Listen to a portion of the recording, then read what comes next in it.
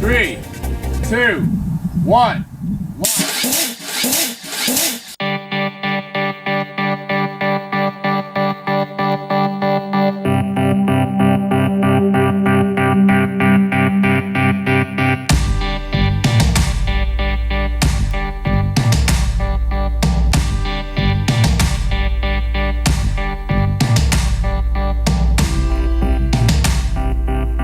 चीन में रोबोट्स ने कल तक नौकरी कर रहे 60,000 लोगों की जगह ले ली है। अमेरिका में ड्राइवरलेस कारें हजारों टैक्सी और ट्रक ड्राइवरों की नौकरी छीनने वाली हैं। इंग्लैंड में एम्बुलेंस का काम ड्रोन से लिया जाने लगा है। What is your emergency? It's my dad. I think he had a heart attack.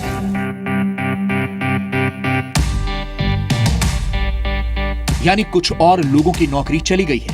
America में रोबोट केमिस्ट का काम संभाल रहे हैं। चीन में रोबोट वेटर बनकर ग्राहकों की खातिरदारी कर रहे हैं। रोबोट और ड्रोन पत्रकारों की जगह भी लेने लगे हैं। ड्रोन कैमरामैन का काम कर रहे हैं तो रोबोट खबरें लिख रहे हैं, वो भी 1 सेकंड में 2000 खबरें। ये सब देखकर आपको अपनी नौकरी पर मंडराते संकट का एहसास हो गया होगा।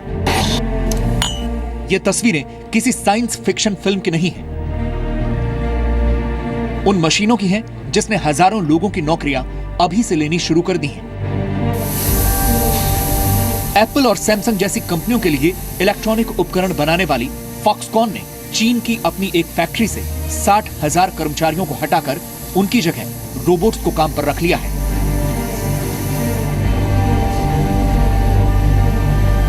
फॉक्सकॉन ने कुछ वर्ष पहले ही ऐलान कर दिया था कि वो रोबोटिक्स इंजीनियरिंग को ज्यादा से ज्यादा इस्तेमाल करेगी। फॉक्सकॉन के इस फैसले के बाद फैक्ट्री में 1,10,000 कर्मचारियों की जगह सिर्फ 50,000 कर्मचारी रह गए हैं। अमेरिका में मैकडॉनल्ड्स के फास्ट फूड रेस्टोरेंट में काम करने वाले कर्मचारी प्रति घंटे $15 की सैलरी मांग रहे हैं।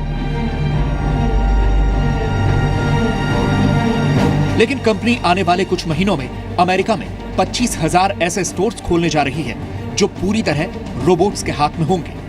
टच स्क्रीन के जरिए ऑर्डर और फिर रोबोट के हाथ से होते हुए बर्गर सीधे आपकी थाली में पहुंच जाएगा। मैकडॉनल्ड्स का कहना है कि वो अपने सभी स्टोर्स में कर्मचारियों की संख्या 2 से 3 तक सीमित कर देगी।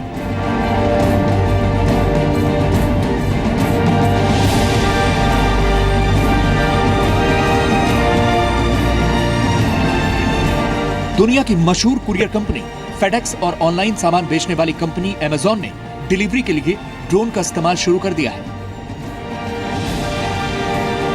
धीरे धीरे ये ड्रोन उन लोगों की जगह लेने लगे हैं जो पहले सामान एक जगह से दूसरी जगह पहुंचाया करते थे। अर्थव्यवस्था की भाषा में इसे नई औद्योगिक क्रांति कहा जा रहा है, जिसके केंद्र में थिंकिंग मशीन्स हैं, यानी ऐसे उपकरण जो इंसानों की जगह ले रहे हैं। I was at a meeting where there were 5 Nobel Prize winning economists, and all they wanted to talk about was this question. What's the future of employment and the structure of the economy when most of what we call work now is being done by robots? And unfortunately, even though that was what they really cared about, they had no suggestions. Bharat में medical store पर जाकर दवाई खरीदने का अनुभव आपने जरूर लिया होगा, जहां केमिस्ट डॉक्टर का प्रिस्क्रिप्शन देखकर हजारों दवाइयों में आपको दवा ढूंढ कर देता है।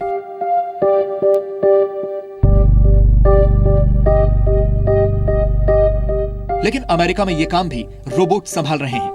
यूनिवर्सिटी ऑफ कैलिफोर्निया और सैन फ्रांसिस्को के मेडिकल सेंटर में डॉक्टर इलेक्ट्रॉनिक प्रिस्क्रिप्शन लिखकर देते हैं और फिर रोबोट बिना किसी गलती के दवा मरीज को दे देता है। By implementing robotic pharmacy, we will assure that the right patient gets the right medication at the right time. It gives us the first important step in eliminating the potential for human error. 60 lakh बार दवा देने के बाद इन robots का error rate करीब 0% रहा है, जबकि इंसानों ने 2.8% बार गलतियां की हैं।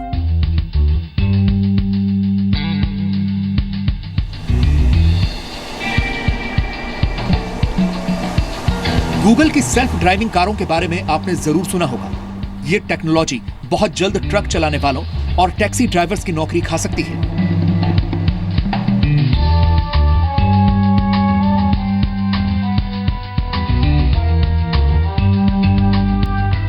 चीन के कई रेस्टोरेंट्स में रोबोट वेटर का काम कर रहे हैं। फिलहाल ये रोबोट्स मनोरंजन का जरिया हैं, लेकिन जल्द ही चीन जैसे देशों में ये रोबोट हजारों लोगों की नौकरियां ले लेंगे। भारत में ड्रोन की मदद से ह्यूमन ऑर्गन्स को कम वक्त में एक जगह से दूसरी जगह पहुंचाने की योजना पर काम किया जा रहा है। ऑर्गन सप्लाई के लिए ड्रोन का इस्तेमाल करने की योजना पर 100 करोड़ रुपए खर्च किए जा रहे हैं। वैज्ञानिकों का मानना है कि इससे 50% वक्त की बचत होगी, यानी भारत में ज्यादा लोगों की जान बचाई जा सकेगी।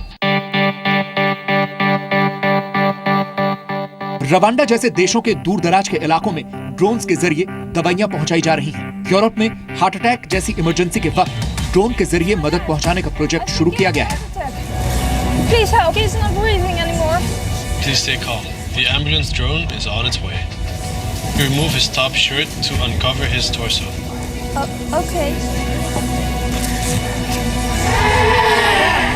Great. Can you go to the nearest exit? The ambulance drone is almost there.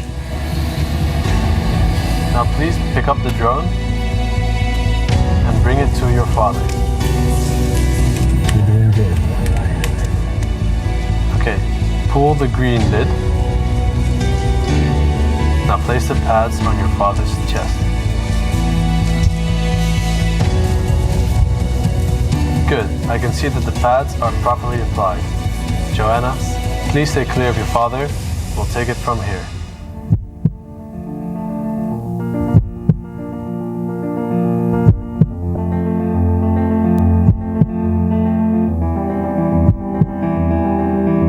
Accidents होते हैं, रोड रेजेस होती हैं, और जहाँ पे के और या फिर जो भी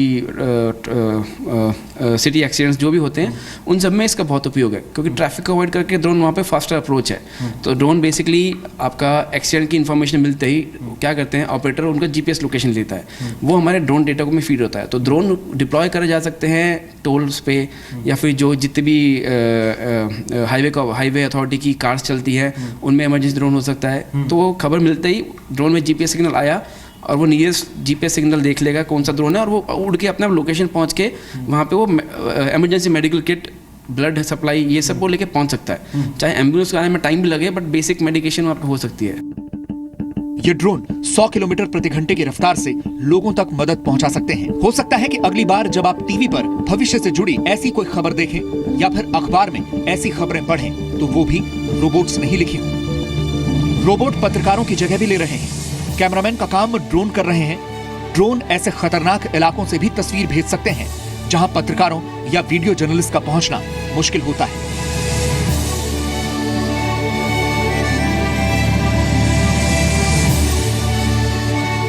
दुनिया की बड़ी मीडिया ऑर्गेनाइजेशन में से एक एसोसिएटेड प्रेस यानी एपी रोबोटिक तकनीक की मदद से स्पोर्ट्स, स्टॉक मार्केट और भूकंप जैसी खबरों पर रिपोर्टिंग कर रही है।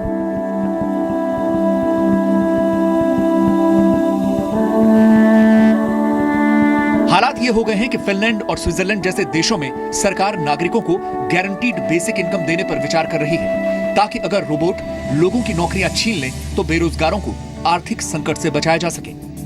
रोबोट्स और ड्रोन हमारा भविष्य बेहतर तो बनाएंगे, लेकिन नौकरियों पर संकट भी पैदा करेंगे। ऐसे में मशीन और मानव के बीच ये जंग नई तरह की दुनिया को जन्म दे सकती है। ब्यूरो रिपोर्ट, जी मीडिया। अमेरिका के मशहूर वैज्ञानिक फ्रीमैन डायसन ने कहा था कि तकनीक भगवान का वरदान है। ये शायद जिंदगी के बाद भगवान की तरफ से दिया गया सबसे बड़ा तोहफा है। तकनीक सभ्यता, कला और विज्ञान की जननी है, लेकिन रोबोट्स और ड्रोन्स की शक्ल में ये तकनीक इंसानी सभ्यता से टकराने वाली है, जहां इंसानों द्वारा बनाई गई मशीनें इंसानों के लिए ही रोजगार का संकट पैदा कर देंगी। माना जाता है कि अगर ऐसा हुआ तो फिर एक सामाजिक असंतुलन पैदा हो जाएगा। जिन लोगों की नौकरी रोबोट्स छीनेंगे उनमें भारी असंतोष पैदा हो सकता है, दंगे फसाद की नौबत आ सकती है और अपराध भी बढ़ सकते हैं। दुनिया के कई देशों ने भविष्य की इस समस्या से निपटने की तैयारी भी अभी से शुरू कर दी है। फिनलैंड 2017 से अपने सभी नागरिकों को 550 यूरो यानी करीब 41,279 रुपए प्रति महीने के हिसाब से बेसिक इनकम देने की योजना बना रहा है ताकि जो लोग बेरोजगार हैं उन्हें भी गुजारे के लायक पैसे मिलते रहें।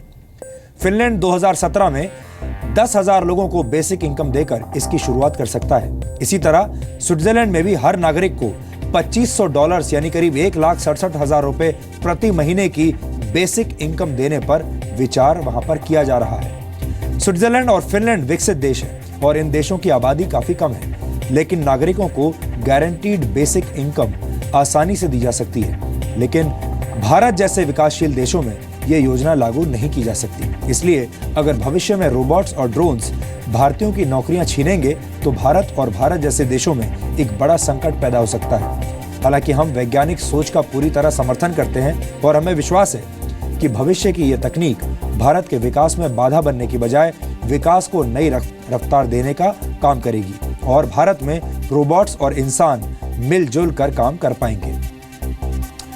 वैसे भविष्य में ऐसा भी हो सकता है कि डीएनए भी एक रोबोट ही पढ़ने लगे।